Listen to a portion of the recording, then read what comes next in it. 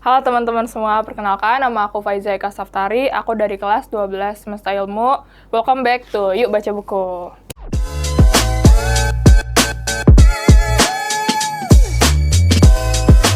Oke, jadi kali ini aku akan membahas tentang buku Menjadi. Ini judulnya Menjadi, Seni Membangun Kesadaran Tentang Diri dan Sekitar dari Afutami atau Andita Virsela Utami. Nah, buku ini sendiri itu membahas tentang bagaimana tentang berpikir kritis yang pertama. Terus yang kedua, ini juga membahas tentang lapisan isu yang ada di Indonesia, khususnya pembangunan Indonesia. Contohnya isu ekonomi, isu lingkungan, terus sampai isu ketimpangan. Nah, terus karena Kak Afutami ini seorang lulusan dari Harvard yang membahas tentang public policy atau kebijakan publik gitu ya lulusannya.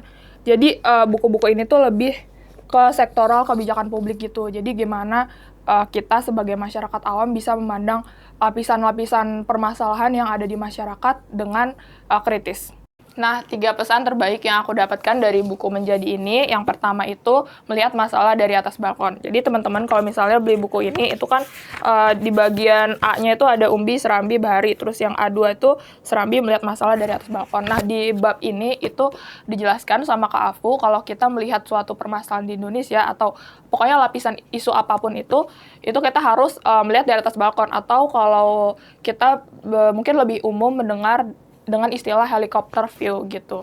Jadi jangan pakai sudut pandang diri kita sendiri ketika kita sedang melihat suatu problem, tapi harus dari atas. Nah itu supaya apa? Kenapa sih kita harus melihat masalah dari atas balkon? Tentu saja supaya kita tidak memiliki bias gitu. Biar kita tuh nggak ada biasnya ketika mengambil keputusan. Jadi keputusan-keputusan kecil sampai besar yang ada di hidup kita itu ditentukan dengan pikiran yang terbaik. Nah, pesan terbaik kedua yang aku dapatkan dari buku ini yaitu pembangunan berkelanjutan membutuhkan kerjasama dari lintas sektor.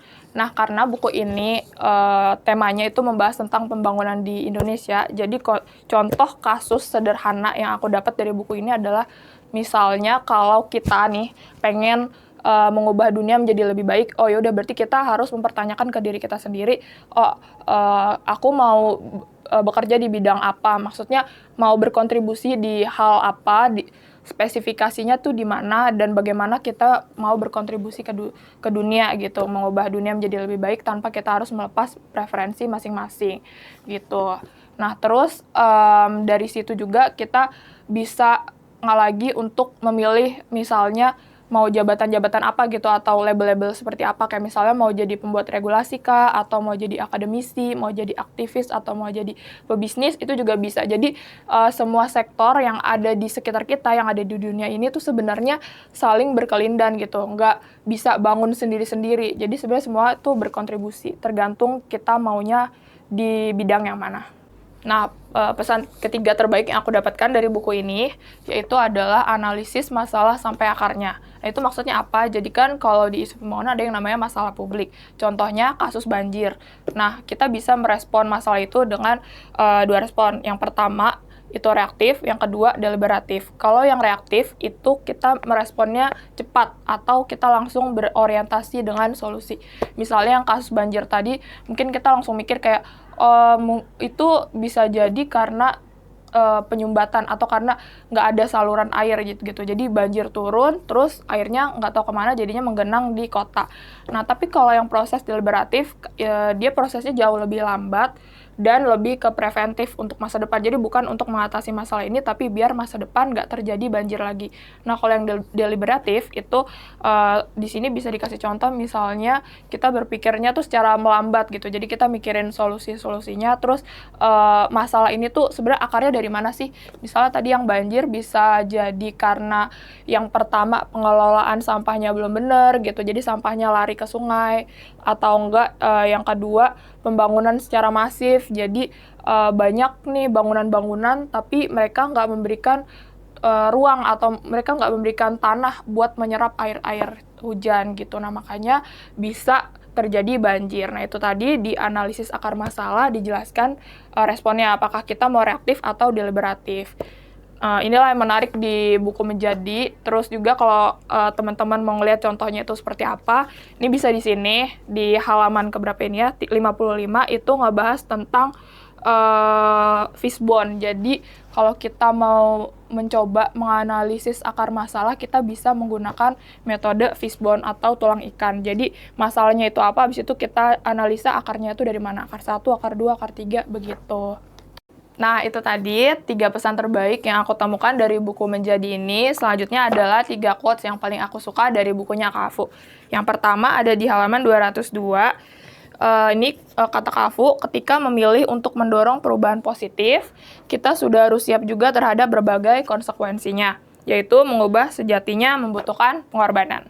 Nah, quotes kedua yang paling aku suka banget dari buku ini, yaitu mengubah mindset tidak bisa dilakukan hanya dengan memaparkan fakta-fakta baru, tapi juga berempati dengan kesulitan untuk mengkhianati kepercayaan yang menjadi bagian dari diri mereka sebelumnya. Nah, quotes ketiga yang paling aku suka ini adalah di halaman 184. Jadi, Kak Afu mengatakan, mendorong perubahan bukan hanya tentang berdiri di depan massa atau romantisasi pengorbanan diri, tapi juga secara strategis mempertimbangkan pendekatan yang kita pilih dalam mendorong perubahan tersebut. Nah, itu tadi 3 quotes terbaik yang aku temukan dari buku Menjadi. Selanjutnya adalah personal rating aku tentang buku ini, Menjadi Seni Membangun Kesadaran Tentang Diri dan Sekitar dari Kak Afu Tami. Nah, personal rate aku itu 4,5 dari 5. Kenapa? Karena buku ini kan sebenarnya kompleks banget ya, ngebahas tentang isu-isu pembangunan di Indonesia. Tadi ada 3, tentang isu ekonomi, ketimpangan, sampai lingkungan. Cuman yang sangat disayangkan adalah halaman di buku ini itu cuman 217 gitu. Jadi dari 3 topik yang sangat kompleks itu sama Kak Afu di press, istilah kayak ditekan gitu ke 217 halaman aja. Jadi mungkin bagi orang-orang yang awam agak susah gitu untuk memahami buku ini. Kayak aku sendiri, aku untuk menyelesaikan buku ini aja tuh butuh waktu berbulan-bulan, gak cukup cuman 1 bulan. Dan itu pun aku harus ikut semacam talk show atau event-event kebijakan publik dari luar biar aku bisa paham sama apa yang dibahas oleh Kak Afu Tami. Nah, itu tadi book review dari aku, harapannya bisa bermanfaat buat teman-teman semua. Sekian dari aku, jangan lupa like, komen, dan subscribe. Dadah!